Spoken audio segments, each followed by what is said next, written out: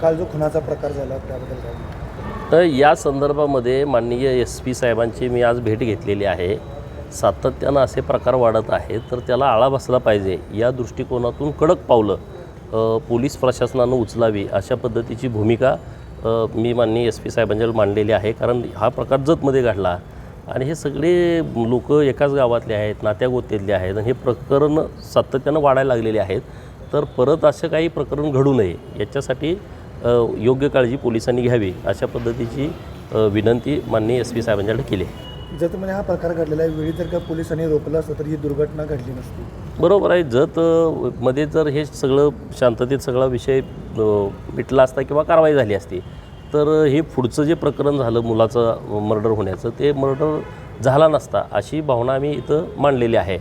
परंतु आता इथून पुढं पोलीस प्रशासनाने असे जेव्हा सेन्सिटिव्ह विषय येत आहेत तेव्हा अत्यंत गांभीर्यानं या सगळ्या विषयाकडे बघितलं पाहिजे आणि त्या विषयाचा तात्काळ कारवाई तर करणे नाहीतर ते सामंजस्यपणाने मिटवणे दोन्हीपैकी एक काहीतरी तात्काळ केलं पाहिजे की जेणेकरून असे प्रसंग होण्यापासून टाळलं जाईल.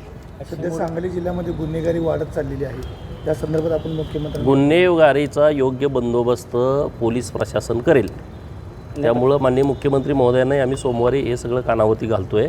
पण तरीसुद्धा पोलीस प्रशासनाने चांगली तयारी करावी आणि हे जे सगळे गुंडगिरी करणारी लोक आहेत सांगली शहरामध्ये ग्रामीण भागामध्ये त्यांच्यावरती वचक असावी, त्यांच्यावरती योग्य आणि कडक कारवाई करावी अशी मागणी माननीय SP साहेबांच्याकडे मी केली. कुठेतरी पोलिसांनी आता ॲक्शन मोड येण्याची 100% ॲक्शन मोडवरती आलंच पाहिजे पोलिसांनी आणि असं नाहक लोकांचं बळी जाणं हे आपल्यासाठी योग्य नाही, चांगलं नाही आणि त्यामुळं एकदम कडक पाऊल पोलीस प्रशासनानं उचलावं अशा पद्धतीची भूमिका आमची आहे आणि ती आम्ही आता इथं मांडलेली आहे. जतच्या पोलिसांनी वेळीच दखल घेतली असती तर या 13 वर्षाच्या निष्पाप मुलाचा जीव गेला असता का?